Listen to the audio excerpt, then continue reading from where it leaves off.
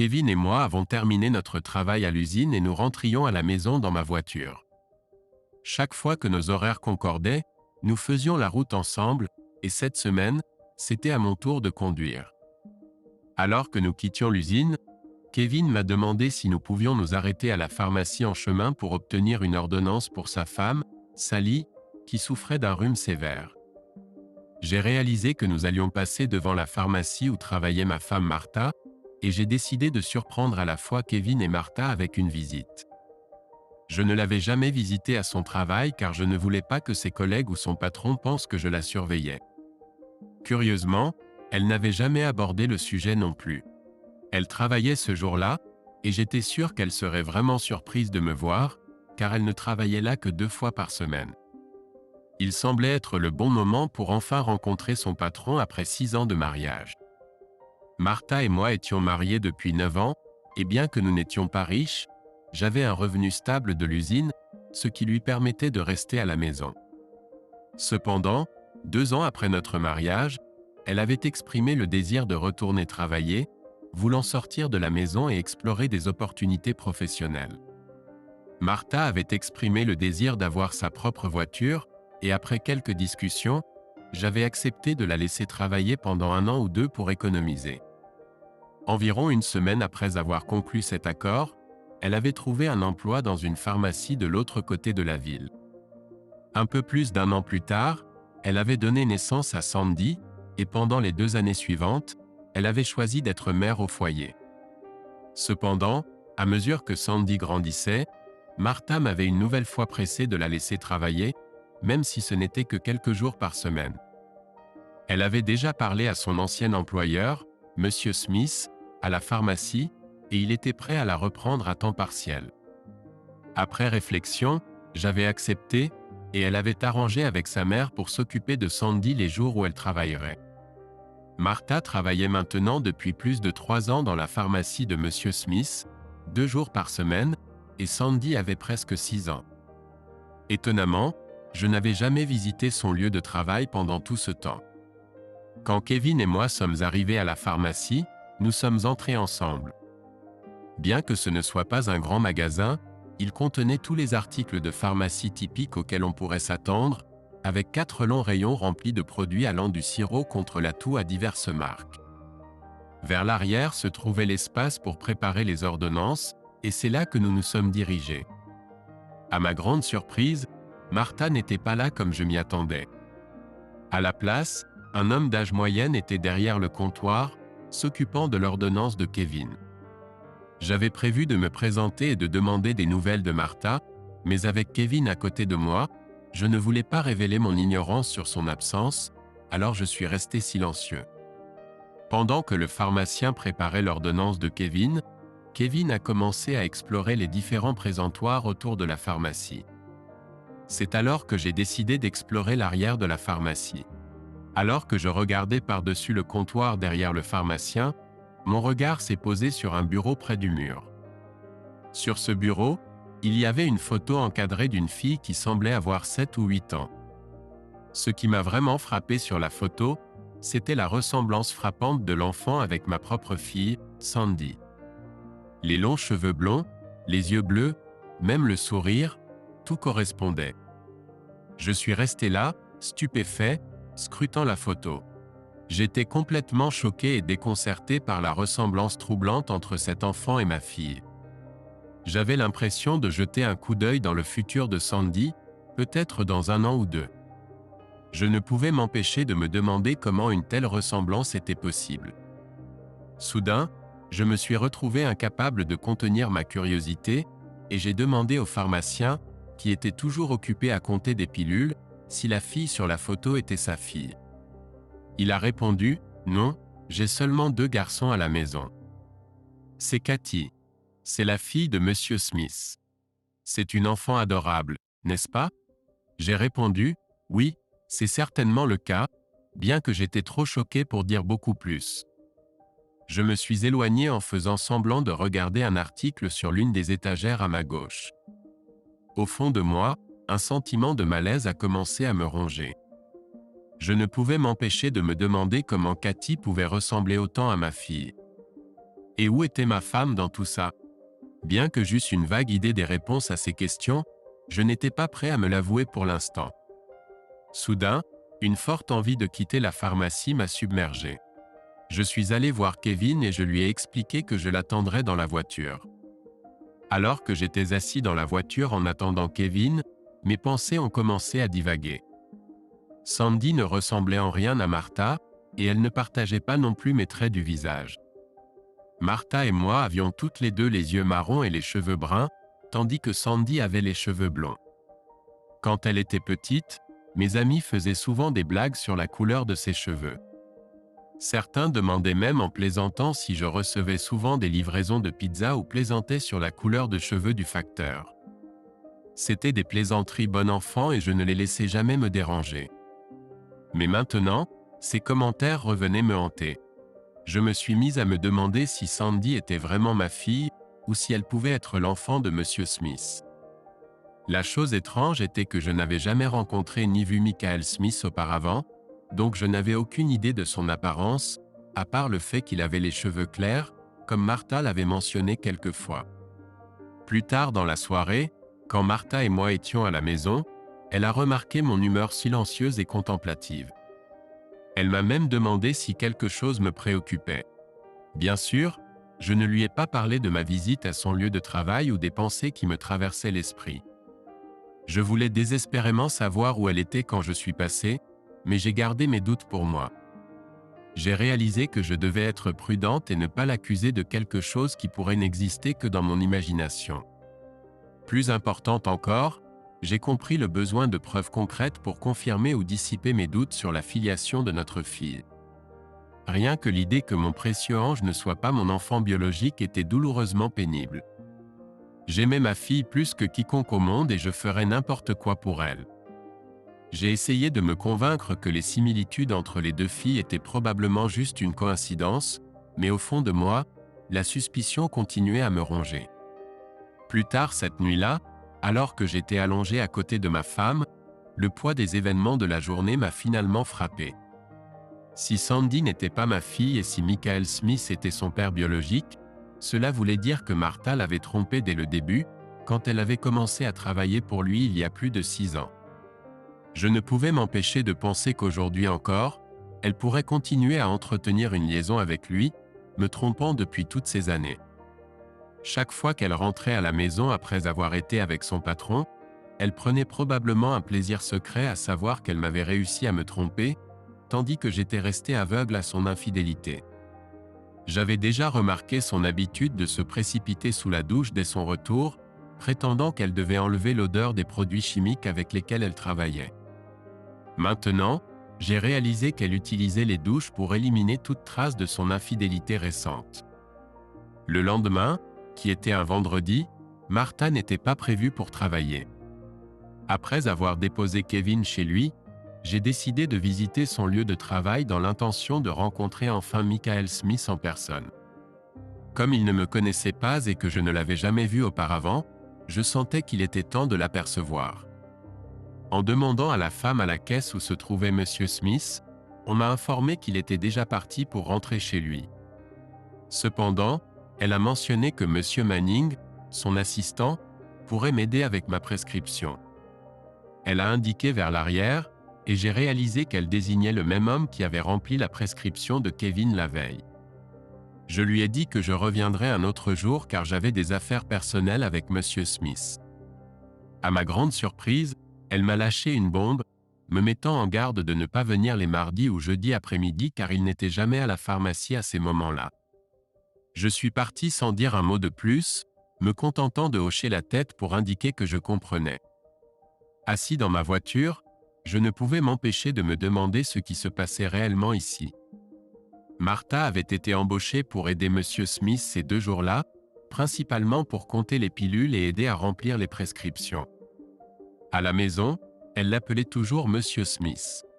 Maintenant, je venais d'apprendre qu'il prenait l'après-midi de congé ces 2 jours-là. Ça ne collait pas dans mon esprit. Que faisait Martha pendant ces après-midi? Après tout, elle était censée aider son patron. La veille au soir, elle était absente du travail, même si elle était censée être là. Aurait-elle pu être ailleurs avec lui? J'avais initialement été contre son retour au travail après la naissance de Sandy, mais elle avait insisté jusqu'à ce que je cède enfin. Maintenant, j'avais un sentiment amer à propos de son travail, et cette photo de l'enfant sur le bureau de son patron hantait mes pensées. Des doutes sur la fidélité de ma femme grandissaient dans mon esprit. Avait-elle une liaison avec son patron, ou n'était-ce que mon imagination qui s'emballait? Ce week-end à la maison avec Martha a été le moment le plus angoissant de ma vie. Chaque fois que je la regardais, je ne pouvais m'empêcher de l'imaginer intime avec son patron. Je ne pouvais même pas imaginer son visage puisque je ne l'avais jamais rencontré en personne. Au fond de moi, je soupçonnais qu'il y avait de fortes chances que Sandy soit sa fille. Était-il toujours impliqué avec ma femme dans mon dos? Pourrait-elle même porter son deuxième enfant? Il semblait que toutes ces années, elle avait été plus souvent avec lui qu'avec moi. Chaque fois que je la regardais, ma colère montait. Je savais qu'à partir de ce moment-là, je serais constamment frustré jusqu'à ce que je trouve des preuves concrètes. Un samedi matin, alors qu'elle dormait à côté de moi, je l'ai observée discrètement. Elle était indéniablement une belle femme, mais l'idée de son infidélité potentielle me pesait. Nous avons à peine parlé jusqu'à midi ce jour-là, et lorsque nous nous sommes assis à table tous les trois, j'ai surtout dirigé la conversation vers ma fille. Cette nuit-là, au lit, je l'ai réveillée pour une intimité. Il n'y avait ni baiser ni mot tendre, juste une rencontre directe. C'était ma façon de chercher à me venger de ce qu'elle avait partagé avec un autre homme, quelque chose qui aurait dû m'appartenir. La tolérance inhabituelle de Martha à mon mauvais traitement me parlait beaucoup. Cela laissait entendre qu'elle avait des secrets à cacher et tentait de m'apaiser avec une intimité physique pour détourner mes soupçons. Sans preuve concrète de son infidélité, je ne pouvais pas comprendre pourquoi j'agissais de cette façon, mais je ressentais un besoin irrépressible de lui faire du mal. Son manque de résistance à mon comportement provenait probablement de la peur. Mais pourquoi devrait-elle, ma femme, avoir peur de moi à moins qu'elle n'ait quelque chose à cacher? Elle cherchait simplement à apaiser rapidement ma colère pour que nous puissions retrouver nos routines quotidiennes à la maison. Je pouvais sentir sa réticence à s'engager dans une confrontation avec moi, craignant de révéler que j'avais peut-être découvert son sombre secret. Avec chaque jour qui passait, ma conviction se renforçait qu'elle était impliquée avec son patron, et j'étais de plus en plus convaincu que leur liaison durait depuis des années. Tout au long de ma vie, j'avais toujours été un mari doux et attentionné, me considérant comme un partenaire aimant pour ma femme. Maintenant, je n'utilisais son corps que pour satisfaire mes propres désirs, sans tenir compte de ses sentiments. Je ne ressentais aucune culpabilité pour mes actions, car je ne la considérais plus comme mon épouse bien-aimée. Il semblait que j'essayais de me venger d'elle en étant égoïste et autoritaire pendant notre intimité. Au fil du temps, j'ai observé une appréhension croissante et de la peur dans son comportement. Un soir, alors qu'elle était assise en silence en face de moi à la table de la cuisine, je l'ai regardée manger en silence. Je pouvais dire qu'elle soupçonnait que je pourrais être au courant de sa relation avec Michael, et maintenant, elle semblait réticente à aborder le sujet ouvertement et à avoir une conversation honnête avec moi.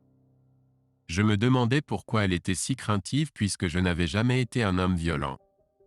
Se pourrait-il qu'elle n'était pas prête à mettre fin à son mariage avec moi? Peut-être souhaitait-elle maintenir la sécurité de notre mariage tout en se laissant aller à l'excitation, voire même à l'amour, de son aventure avec son patron. J'ai décidé de rassembler des preuves de son infidélité et j'ai décidé de prendre un jour de congé le mardi suivant pour la suivre jusqu'à son lieu de travail. J'avais de forts soupçons qu'elle et son amant ne se retrouvaient pas à la pharmacie, ils devaient donc se donner rendez-vous ailleurs pour me tromper. J'ai donc prévu de demander à Kevin si je pouvais emprunter son camion ce jour-là pour la suivre discrètement. Le mardi matin, je me suis habillé comme d'habitude pour le travail et je me suis rendu chez Kevin. Je lui ai donné les clés de ma voiture et je suis parti avec son camion. En rentrant chez moi, j'ai garé le camion quelques maisons plus loin de notre résidence, assurant une vue dégagée sur ma maison.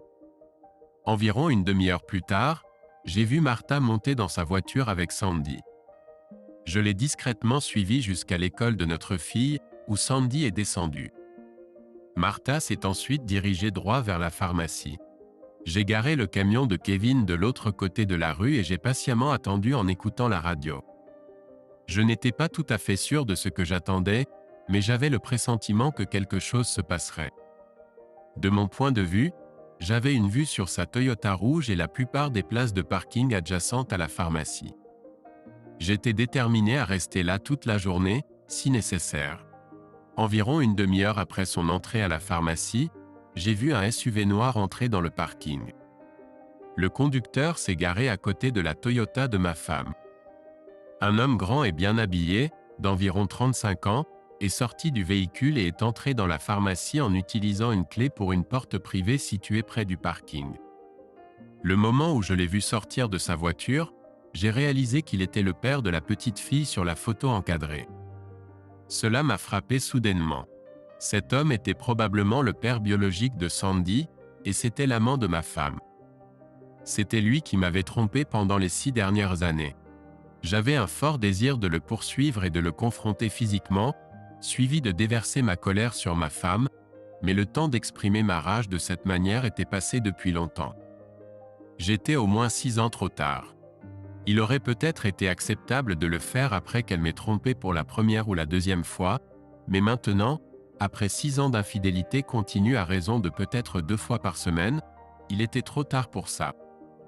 Non, c'était le moment de mettre fin à mon mariage et de m'assurer qu'ils affrontent tous les deux les conséquences de ce qu'ils m'avaient fait. La vengeance était dans mes pensées. J'ai patiemment attendu dans le camion de Kevin jusqu'à midi. Soudain, j'ai vu la même porte s'ouvrir et Martha et son amant sont sortis du bâtiment. Ils avaient tous les deux des sourires aux lèvres et, pour un observateur extérieur, ils semblaient être un couple heureux. Ils sont montés dans son vu et sont partis. Suivre le vu noir était facile, car l'amant de ma femme ne semblait pas pressé. 15 minutes plus tard, ils étaient sur une route de campagne menant au lac. Encore 10 minutes et je les ai vus tourner à l'entrée d'un chalet en rondin confortable, juste au bord du lac. J'ai garé le camion de Kevin sur le côté de la route à un demi-mile de là, puis je suis retourné vers le chalet en rondin. Il était entouré d'une hauteur de cèdre bien taillée, sauf du côté donnant sur le lac, ce qui me donnait l'intimité nécessaire pour éviter d'être vu par les voisins. J'ai contourné la maison lentement jusqu'à ce que j'entende des bruits provenant d'une fenêtre ouverte sur le côté gauche du chalet. M'approchant avec précaution de la fenêtre partiellement ouverte, qui était à hauteur d'épaule, j'ai regardé à l'intérieur. Il m'a fallu un moment pour que mes yeux s'habituent à la faible lumière de la pièce, mais bientôt je pouvais clairement distinguer les silhouettes d'une femme et d'un homme sur un lit. Ils étaient tous les deux dévêtus et déjà engagés dans des activités intimes. En scrutant son visage, j'ai commencé à remarquer une ressemblance frappante avec Sandy, ma fille. Il avait le même nez délicat qu'elle, et bien sûr, la même couleur de cheveux et d'yeux. Il n'y avait plus d'incertitude dans mon esprit à ce stade. Michael Smith était le père biologique de Sandy, l'ayant conçu avec ma femme censément fidèle. Pendant toutes ces années, elle m'avait fait croire que j'étais le père de Sandy, me rendant effectivement ridicule. Je ne pouvais m'empêcher d'imaginer ma femme et son amant partageant des rires secrets à mes dépens. Pour eux, j'étais probablement le plus grand des idiots, élevant sans le savoir l'enfant d'un autre homme. Je ne pouvais nier qu'il était possible qu'ils envisageaient même d'avoir un autre enfant ensemble en ce moment. Cependant, mon amour pour ma fille est resté inébranlable. Dans mon cœur et dans mon esprit, elle était toujours ma fille et personne ne pourrait jamais me l'enlever. Assister à ma femme engagée dans un acte intime avec un autre homme a été un choc monumental. C'est une expérience que je ne souhaiterais à aucun mari. Cela a suscité un mélange de colère intense et de profonde tristesse, même si cela a étrangement éveillé des sentiments inappropriés. En même temps, je me sentais complètement perdu, incertain de mes prochaines étapes, les larmes coulaient sur mon visage, et je ne pouvais m'empêcher de me plaindre, alimentant encore plus ma colère envers eux deux. À ce moment-là, j'ai profondément regretté de ne pas avoir apporté un appareil photo avec moi, car avoir une preuve concrète de son infidélité aurait été précieux. À ce stade, j'étais résolu à demander le divorce. Je savais que j'avais besoin de preuves convaincantes de son aventure à présenter au tribunal et de plaider pour la garde de Sandy. Regarder sa femme bien-aimée s'engager dans une liaison secrète est une expérience dévastatrice. Je ne pouvais pas supporter de les observer plus longtemps ou d'entendre leurs paroles, alors je me suis discrètement retiré dans le camion. Martha est rentrée chez elle à l'heure habituelle après le travail ce jour-là. Elle est immédiatement montée à l'étage pour prendre une douche pendant que je continuais à préparer le dîner pour la famille, comme c'était mon habitude les jours de travail. La conversation entre nous était limitée, mais notre attention était concentrée sur Sandy, qui partageait avec enthousiasme des détails sur sa journée à l'école. Le lendemain matin, un mercredi, Martha était en peignoir, prenant le petit déjeuner avec Sandy et moi à la table. De temps en temps, je l'ai surprise en train de me jeter des regards quand elle pensait que je ne faisais pas attention, arborant une expression particulière qui semblait suggérer qu'elle soupçonnait que je savais pour sa liaison avec son patron. Il y avait même une pointe de peur dans son regard. Ce soir-là, pendant que Martha était occupée à ranger la vaisselle dans la cuisine, j'ai raconté une histoire fictive sur un collègue à l'usine. Ce collègue avait découvert l'infidélité de sa femme la semaine précédente et avait réagi en l'agressant physiquement. J'ai mentionné que ses amis de travail envisageaient de prendre des mesures contre l'amant de sa femme. Après avoir écouté en silence, Martha m'a regardé avec des yeux écarquillés et m'a demandé si je pensais que c'était la bonne démarche à suivre. Je lui ai expliqué qu'une femme n'avait pas à tromper son mari, et qu'il était juste que la femme et son amant subissent les conséquences du manque de respect qu'ils ont montré envers la sainteté du mariage du mari. Mardi est revenu, et une fois de plus, j'ai pris l'après-midi de congé, empruntant le camion de Kevin. Après avoir déjeuné dans le camion vers midi, je me suis rendu au chalet au bord du lac où, comme prévu, le SUV noir de Michael était garé dans l'allée. Cette fois, j'avais ma caméra vidéo avec moi, entièrement prêt à capturer des preuves de leur infidélité. J'avais besoin de cette preuve non seulement pour renforcer mon dossier pour la garde de Sandy, mais aussi pour confronter la femme de Michael. Oui, mon intention était de lui faire autant de mal que possible. Il devrait faire face aux conséquences du frisson illicite qu'il tirait de sa liaison avec ma femme. Pendant un moment, j'ai sérieusement envisagé de faire un test ADN sur Sandy et moi pour l'utiliser comme preuve de son infidélité. Cependant, j'ai vite réalisé que même si je prouvais que je n'étais pas le père biologique de Sandy, cela pourrait donner à ma femme des munitions au tribunal pour m'enlever Sandy. Au lieu de cela, j'ai choisi de feindre l'ignorance de ce fait et espérer que la vidéo de leur liaison suffirait. Ils étaient une fois de plus engagés dans des activités intimes sur le lit, tout comme je l'avais déjà vu. Cependant, cette fois, j'ai tout capturé en vidéo. En les enregistrant, j'ai entendu Michael dire à ma femme qu'il s'assurait que sa femme n'obtiendrait pas son permis de conduire, l'empêchant de le suivre. Martha lui a ensuite fait part de mes comportements étranges ces derniers jours, exprimant son inquiétude que je puisse soupçonner la vérité sur leur liaison. Il était clair que cette révélation rendait Michael assez nerveux.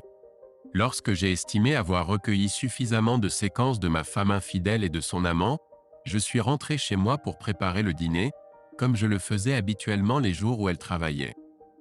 Son travail se terminait généralement à 6 heures, et elle rentrait chez elle 15 minutes plus tard. Par conséquent, j'ai déduit que ces jours-là où elle était censée travailler, elle et Michael devaient être impliqués dans leur liaison de 14h30 à 17h30. En préparant le dîner pour ma famille bientôt séparée ce soir-là, j'ai décidé de tirer parti de la peur qu'ils semblaient tous les deux nourrir à mon égard.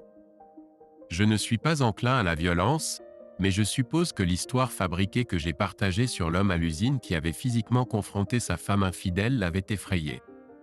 Cela, associé à ma nouvelle attitude assertive envers notre relation physique, a probablement contribué à l'image qu'elle avait maintenant de moi. Je crois qu'elle attendait son heure, guettant une opportunité pour se libérer de moi. Elle anticipait peut-être que je serais servi avec les papiers du divorce, lui permettant ainsi d'être définitivement avec son amant. Le mercredi de la même semaine où je l'avais surprise en photo, pendant que nous dînions, j'ai abordé à nouveau le sujet du mari fou de son travail. Je lui ai informé qu'il s'était enfin vengé de l'homme qui avait été impliqué avec sa femme. J'ai ensuite expliqué que l'amant était maintenant à l'hôpital, soulignant qu'il avait reçu son juste châtiment. Attisant son anxiété, j'ai mentionné que le mari trahi avait entamé une procédure de divorce et cherchait à obtenir la garde de leurs enfants. J'ai pu voir le choc sur le visage de Martha alors qu'elle continuait de manger, ses mains tremblantes. Lorsqu'elle est rentrée chez elle après son rendez-vous de l'après-midi le lendemain, elle semblait nerveuse et la peur se lisait dans ses yeux. Pendant notre dîner, j'ai commencé à m'interroger sur son travail, posant des questions sur l'apparence de son patron, le nombre d'enfants qu'il avait, et ainsi de suite.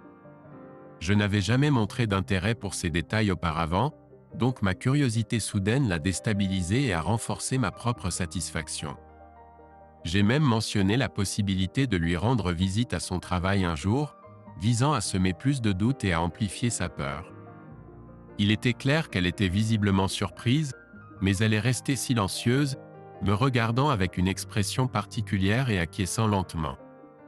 Ce week-end, j'ai emmené Martha et Sandy dîner en agissant comme une famille aimante. Cependant, même Sandy pouvait sentir que sa mère avait changé au cours des dernières semaines. Ma fille a commencé à chercher mon attention, posant des questions et cherchant des câlins de ma part au lieu de sa mère. Ce soir-là, au restaurant, lorsque Sandy est allée aux toilettes, j'ai saisi l'occasion pour demander à Martha si quelque chose la préoccupait et si elle voulait en parler. « Sais-tu quel est le problème, Roger ? Je ne comprends pas ce qui t'arrive ces dernières semaines, mais tu as arrêté d'être intime avec moi, » a dit Martha. Elle m'a regardé avec une profonde inquiétude sur le visage. Il était évident qu'elle ressentait une pointe de remords dans son cœur infidèle, mais il était également clair qu'elle n'avait aucune intention de me confesser quoi que ce soit. Même si elle avait avoué et imploré le pardon, je n'aurais pas pu lui pardonner. Il était bien trop tard pour ça maintenant. Ce qu'elle avait fait à notre mariage, à moi, et oui, à Sandy aussi, était impardonnable. Tu sais Roger, je t'aime, mais ces dernières semaines je n'ai pas vu d'amour dans tes yeux quand tu es avec moi. C'était plutôt de la haine, avoua-t-elle. C'est alors que j'ai demandé, dis-moi Martha, es-tu infidèle ? Si c'est le cas, notre relation est terminée et tu ne reverras jamais notre fille. Je te le garantis. Je l'avais enfin confrontée, et la vérité était enfin révélée. Elle me fixa en silence, trop choquée pour répondre. Alors que nos regards se croisaient, des larmes montèrent dans ses yeux. Soudain, elle attrapa son sac et sortit précipitamment du restaurant. J'ai réglé l'addition et attendu Sandy qui était aux toilettes. Quand nous sommes arrivés à la voiture, Martha était là, les yeux rouges, mais elle avait arrêté de pleurer.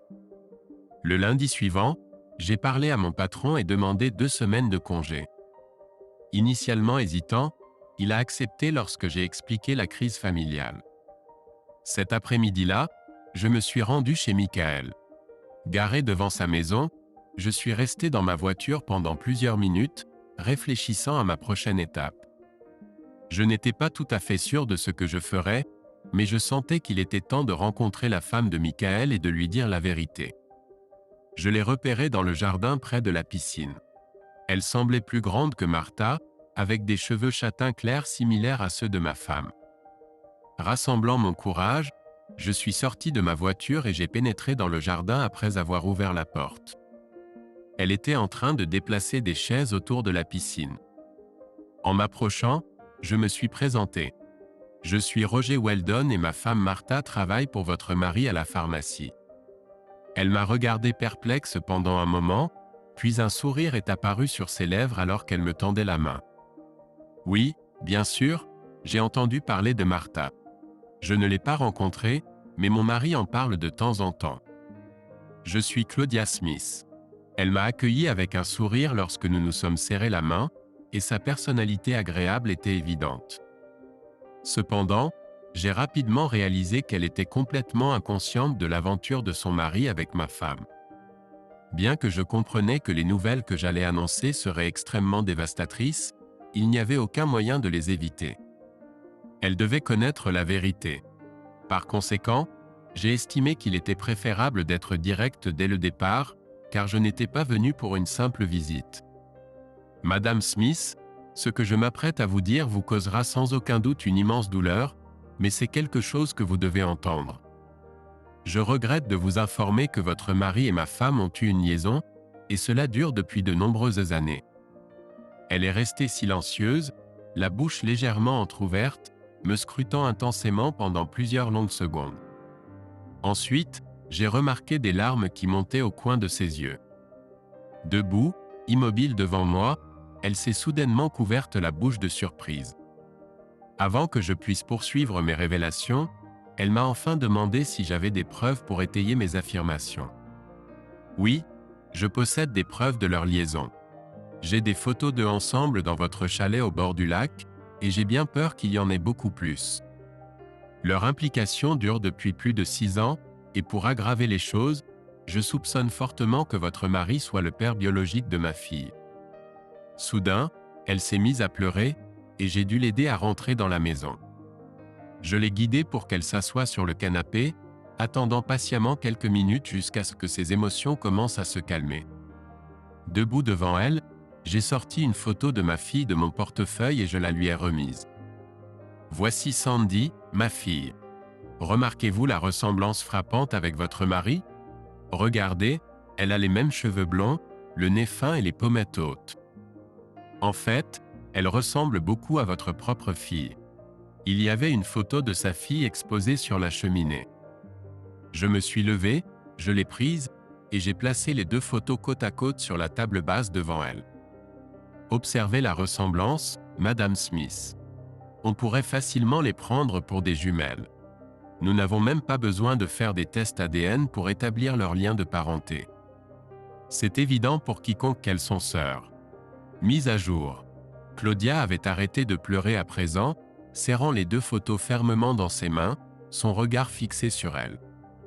Enfin, elle a levé ses yeux larmoyants vers moi et a demandé désespérément « Que devrions-nous faire ?» J'ai répondu, pour ma part, je divorce de ma femme et j'ai l'intention de demander la garde de ma fille. Claudia a acquiescé, disant « Oui, cela semble être la seule solution équitable. » J'ai eu des soupçons depuis un moment que Michael me trompait, surtout que c'est moi qui m'occupe du linge. Il paiera pour ses actes. J'ai suggéré, vous devriez consulter un avocat, Madame Smith. Si vous le souhaitez, je peux vous fournir des copies des photos que j'ai déjà d'eux ensemble. Cependant, nous devrions attendre quelques jours avant de révéler que nous sommes au courant de leur liaison. Je vais expliquer pourquoi. Ensuite, j'ai récupéré la cassette dans ma voiture et nous en avons regardé une partie ensemble.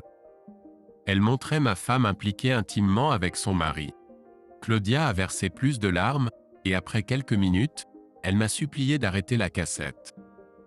Une fois qu'elle s'était un peu calmée, je lui ai exposé mon plan. À contre-cœur, elle a accepté d'attendre quelques jours avant d'informer son mari de sa décision de le quitter. Mardi, j'ai consulté mon avocat qui m'a informé que malgré les photos compromettantes de ma femme infidèle, obtenir la garde de Sandy serait difficile, surtout parce que je n'étais pas son père biologique. Il a précisé que ma femme pouvait simplement demander un test ADN pour Sandy, prouvant que je n'étais pas son parent biologique. De plus, il a mentionné que si elle soulevait cet argument devant le tribunal, je pourrais intenter un procès à Michael pour des années de pension alimentaire, mais que je perdrais probablement quand même la garde de Sandy dans le processus. Je ne voulais absolument pas que cette situation se déroule, alors je lui ai demandé d'arrêter tout pour le moment. Je devais trouver un moyen de la pousser à quitter notre domicile et à abandonner Sandy à mes soins. C'est à ce moment-là que j'ai commencé à élaborer un plan pour y parvenir. Si je pouvais la convaincre de partir avec son amant, ne serait-ce que pour une courte période, elle compromettrait ses chances d'obtenir la garde de notre fille en cas de séparation. Après tout, aucun test ADN n'avait encore été effectué pour confirmer que je n'étais pas le père de Sandy, et une mère qui part pour une aventure avec un autre homme ne serait pas bien vue aux yeux d'un juge. À son retour du travail, j'ai remarqué des preuves claires de son infidélité. Ses lèvres étaient maculées et brillantes. Quand elle a réalisé que je connaissais désormais son secret, elle a éclaté en sanglots et m'a imploré de la pardonner. Elle a tenté de communiquer avec moi, exprimant à plusieurs reprises ses remords. Cependant, je suis resté silencieux, la fixant simplement. Quand il est devenu évident que je n'avais pas l'intention de lui parler, elle a finalement avoué qu'elle avait l'intention de mettre fin à sa liaison avec Michael et de démissionner de son travail. Elle a même affirmé son amour pour moi seul et offert de réparer les choses si je pouvais lui pardonner. Il était évident qu'elle mentait. Ayant entendu ces paroles à mon sujet alors qu'elle était à la maison de campagne avec son amant, je savais qu'elle n'avait aucune intention de le quitter. Non, elle cherchait simplement à gagner du temps. Il était clair qu'elle avait décidé de me quitter pour Michael, et la seule chose qui la retenait d'un départ immédiat était Sandy et sa peur de ma réaction.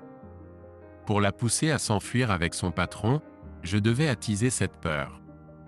Elle devait se sentir menacée, tant pour sa propre sécurité que pour celle de son amant. Par conséquent, je lui ai calmement annoncé que je ne lui pardonnerais jamais de m'avoir trahi et que ma vengeance contre elle et Michael serait atroce. Bien sûr, je n'ai pas mentionné que je n'étais pas le père biologique de Sandy. Plus tard cet après-midi-là, je me suis rendu chez Claudia. Suivant ma suggestion, elle avait engagé le même avocat que moi. Elle m'a informé qu'il avait déjà préparé une grande partie des documents pour les 2 divorces. Claudia a également mentionné que son mari avait agi étrangement au cours des 24 dernières heures. Elle l'avait surpris en train de charger des boîtes dans son vu alors qu'il pensait qu'elle était dans la cour. Elle soupçonnait qu'il planifiait secrètement de la quitter. Je lui ai fait réaliser que cela pourrait être le meilleur résultat pour elle, car elle obtiendrait automatiquement la garde de sa fille si jamais il partait. Abandonner sa famille signifierait tout perdre et se dépeindre négativement devant un juge si cela devait arriver. Naturellement, Martha n'est pas allée travailler ce mardi-là. Elle m'a informé qu'elle avait démissionné et n'avait aucune intention de reparler à Michael. J'avais peu confiance en sa promesse, car je savais qu'elle mentait, et je n'avais pas l'intention de rester marié avec elle beaucoup plus longtemps. Plus tard dans la journée, j'ai remarqué qu'elle emballait discrètement des affaires de son dressing, signe de son intention de me quitter bientôt. Cependant, j'étais déterminé à ne pas la laisser emmener Sandy avec elle. Pour intensifier davantage son désir de s'enfuir avec son amant, j'ai décidé de continuer à semer la peur dans son esprit déjà perturbé. L'après-midi, je lui ai expliqué que j'avais l'intention de régler le cas de Michael la semaine suivante. Lorsqu'elle m'a demandé mes intentions concernant notre mariage, je lui ai simplement informé qu'après m'être occupé de son amant, je déciderais de ce que je ferais avec elle. Je pouvais voir la peur dans ses yeux alors qu'elle me regardait en silence pendant une longue période. Je ne suis pas naturellement une personne violente, et avant les 2 dernières semaines, je l'avais toujours traitée avec douceur, tant au lit que dans nos interactions quotidiennes. Cependant, après avoir découvert qu'elle avait enfreint ses vœux de mariage il y a plus de 6 ans et qu'elle continuait à le faire, l'amour que j'avais autrefois pour elle avait complètement disparu et j'étais devenu une personne différente. Pas un homme violent, mais un homme affligé et plein de ressentiment. Le lendemain, j'ai conduit Sandy à l'école et j'ai eu une conversation avec l'administratrice de l'école. Je lui ai informé que ma femme prévoyait de s'enfuir avec un autre homme et qu'il y avait un risque qu'elle tente d'enlever ma fille. J'ai souligné qu'en aucune circonstance, il ne devrait permettre à ma femme ou à quiconque d'emmener ma fille hors de l'enceinte de l'école. J'ai expliqué que je déposerais personnellement ma fille à l'école tous les jours et que je la récupérerais à l'intérieur de l'école l'après-midi. Quand je suis rentré à la maison après avoir déposé Sandy à l'école, j'ai senti que ma femme était sur le point de me quitter. Plus tard cet après-midi-là, je suis allé chez Claudia. J'étais conscient que pendant mon absence, ma femme utiliserait probablement le téléphone pour communiquer avec Michael.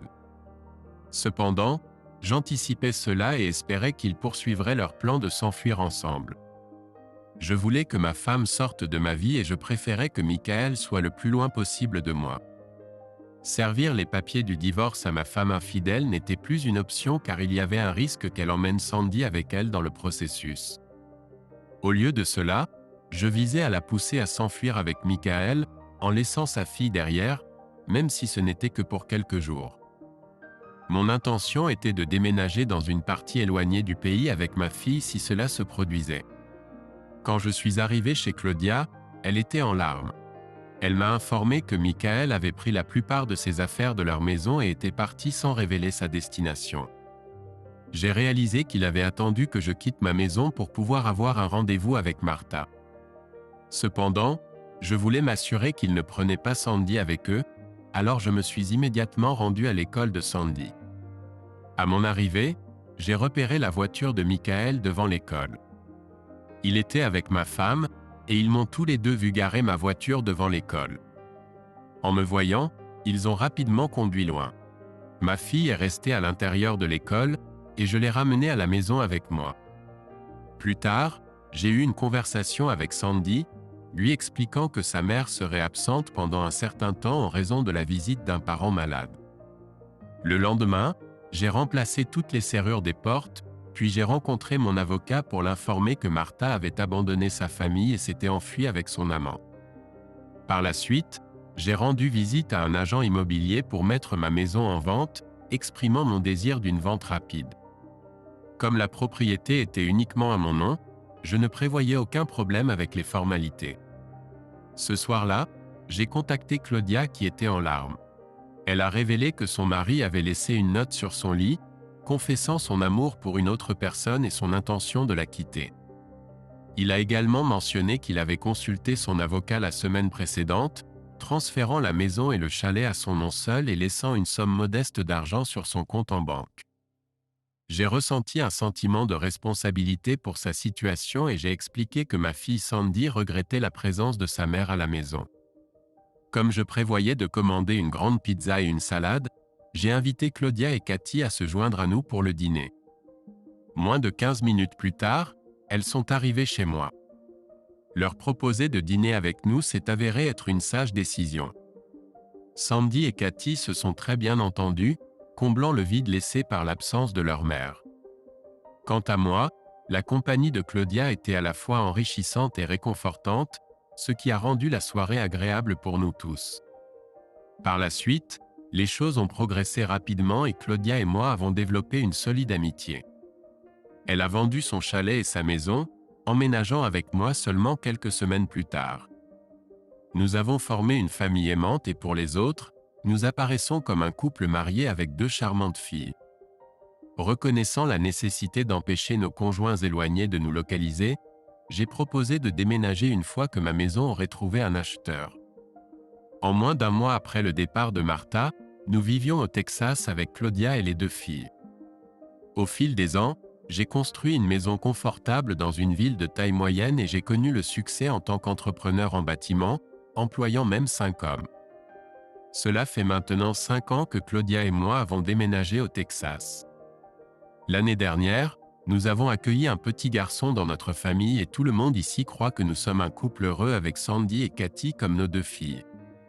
En ce qui concerne Martha et Michael, nous n'avons jamais reçu de communication de leur part au cours de ces années et nous espérons tous les deux que cela ne se produira jamais. Peut-être ont-ils réalisé à présent que les tricheurs finissent par affronter des conséquences.